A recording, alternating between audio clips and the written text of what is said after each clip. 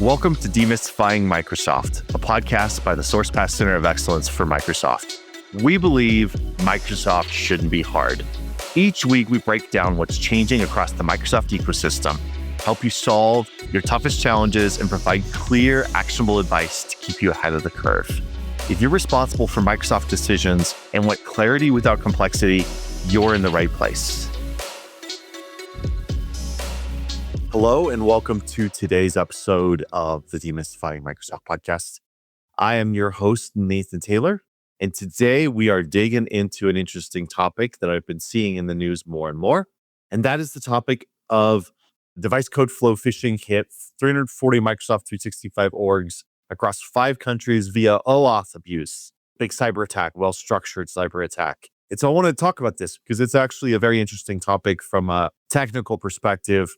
You know, we've spent a lot of time on this podcast talking about the proper way to secure your identities. It's the main battleground for cybersecurity for SMB. Can we lock down your identity? We're going to eliminate the majority of the attack vectors.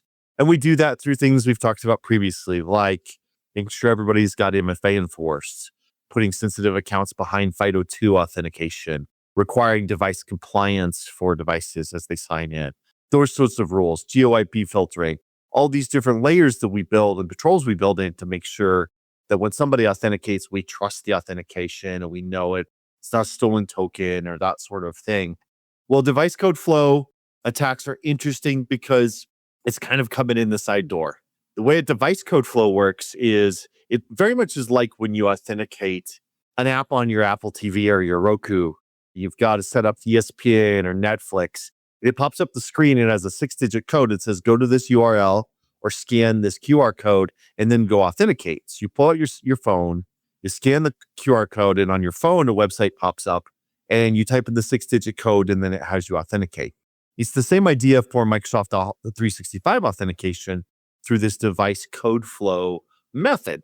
And the idea is when you have a device that maybe doesn't have a full interface on it, how do you authenticate it? So a great example, the 2 most common examples I run into are a conference room setup that's maybe a conference room PC or some sort of conference room device. Some of those conference room devices aren't full PCs. Maybe they don't have a full browser. They're more of, like a hands-free touchscreen sort of a device. Maybe they're running an embedded operating system. Or maybe it's a desk phone. A lot of Teams rooms or Teams phones are running Android, but their interface is limited. And so the device code flow allows you to go authenticate on your computer with your keyboard and your mouse and your MFA in a context that is your normal operating system, your normal environment. And so the device will pop up and say, go to this URL. Here's your 6-digit code. You go on your computer. You go to the URL they've called out. You type in your 6-digit code, and then you authenticate. Well, the danger here is you do your authentication using the proper methods. Maybe even you FIDO2 authenticate it. You might even be on a compliant device. And so you're checking all the authentication boxes. And if it's your desk phone that you're using for Teams phones, that's great. Now your phone is authenticated as you. You can make and receive phone calls and it starts functioning properly. That is a great workflow. Where it becomes dangerous is the threat actors have figured out, if I can get you to do a device code flow for me as the threat actor, you're going to go through all your proper authentication methods. You're going to use your UV key or your pass key, and you're going to authenticate it properly. But now I have a token as you, and that token is vetted as having passed all of our authentication methods. There's still ways to detect this attack, but it's a very novel attack because it's using very legitimate ways to get you legitimately to authenticate them. But they're sliding in through the side door saying, well, you authenticated me. Now I got a key to your house. Thank you. I'm going to take advantage of you and rob you now because you let me in the side door. So it becomes an interesting topic to say, oh, man, we put all this work in to lock down our environment, but we left the side door open. And so today we're going to talk about the proper way to manage device code flow and some of the tools you have at your disposal for driving that sort of scenario.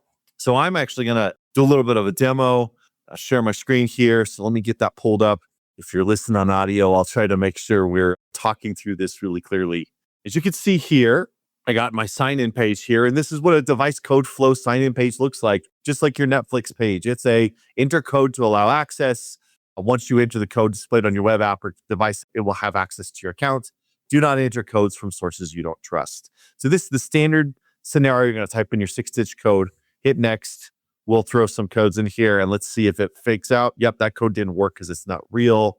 But the idea is you would move on to an authentication page. So this is what it looks like in a Microsoft space. And one of the questions that come up is, hey, I'd like to find out if this is in use in my tenant, because there are legitimate uses for this. And some of the tenants where we've locked this down, we've run into scenarios where the conference room PCs are logging in using this workflow. And so when I lock this down, I want to make sure I'm not breaking the conference room PC. This is our testing tenant, our lab tenant. We do a lot of just testing and demoing stuff here. So I'm showing you here, when you go into the Entra admin portal, you can go and you can click on sign-in logs under the user section.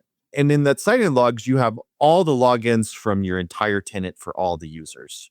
And so what we can do here is we can change the filter. You're going to want to change that filter to be a longer time period. The longest you can do in this UI is change it to a month. And then you can add a filter. And under the authentication, under the filters, one of the options you could scroll down to is authentication protocol. So we're going to go ahead and add that authentication protocol in here, and we're going to choose device code flow. You can see here, it then goes through and it thinks through. And in this case, we are using device code on this demo tenant. It's not something we've tested on this tenant, so it's going to come back without any. But on a tenant where you are using it, you'll be able to see who's using it, and that's going to be useful on our next step here. I just wanted to show you what that looked like. This portal can be a little slow pulling up data. You can see here the little lines are moving around as it's pulling data together. We're going to go find our authentication protocol. We're going to choose device code and hit apply and change the date range to the last 1 month. Hit apply. I think the UI is slightly quicker too, so see how long it takes, but it's going to come up with nothing. But this is an example of how you would go look for it in your tenants. You could identify any accounts that are using it consistently. Most likely it's going to be Teams related, but there are other scenarios. So let's say you're like, all right, well, I've identified that I have one conference room using it. I'd like to limit this for everybody else because I don't want this to be an attack vector against my users. Well, we come back to our favorite topic, which is conditional access policies. These are the firewall rules around identity. It's how we control who's coming and going and under what circumstances they're allowed to do things. And this is the majority of the security around your Microsoft 365 tenant is in these policies. We're going to do a full breakdown of our recommended top 10 or 12 policies that every tenant should have. That's an upcoming video we'll be recording. But for now, let's go ahead and drive this one home and let's go through the process here. So we're going to build out a policy to block device code flow. We're going to type in a name that makes sense.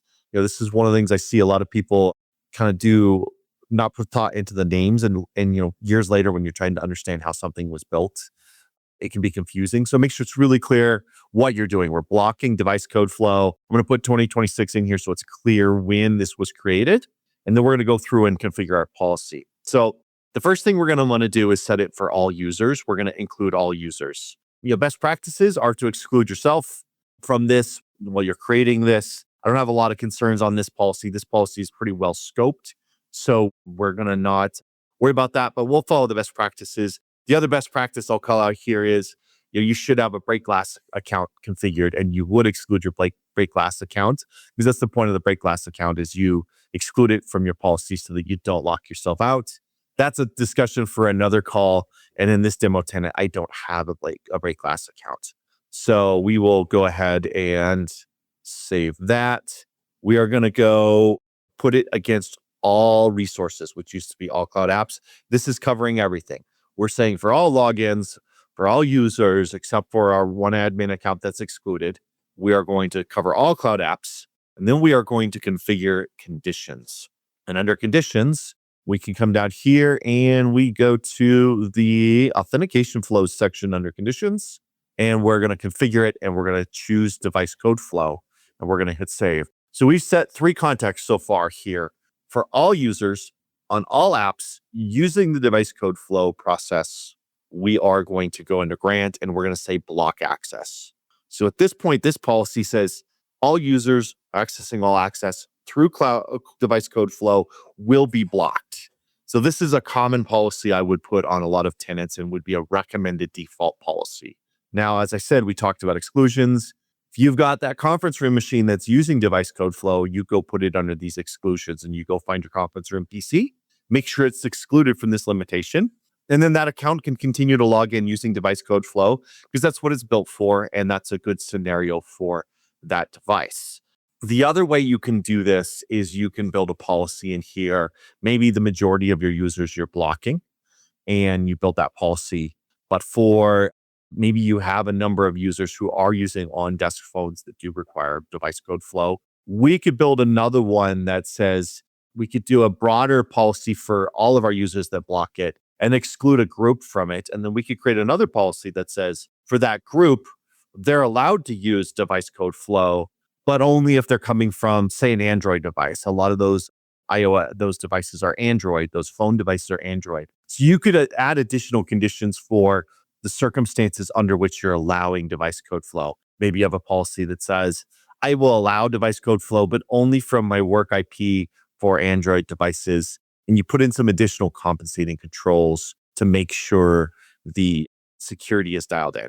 The final conversation to have is whether you want to enable this policy in report only or on mode. I'm going to go ahead and put it in on. In this case, I'm confident I've done this policy a number of times. We've already checked. There's no sign-in events that align with this. I'm not blocking anything of concern. So we're going to go ahead and put it in on mode. But best practices for many orgs are to put in report only for a week, go check the reports, make sure that we are not blocking anything legitimate, and then turn it into a full-on enforcement mode. But as you can see, it's pretty simple to get this policy deployed. Let me go back to my notes here, just kind of cover some things as we kind of talk about this and wrap this up. I think it's a great example of how all these controls, we have to think through all the edge cases. And this is definitely an edge case where an attacker can get you to allow them in using your high security, but still give them that authentication they need to do the attacks they're doing. And so it's really an interesting bypass of the MFA flow, and it is an important one to block. It's an important one to audit. I think a lot of your tools will probably still detect it if you're running the advanced security.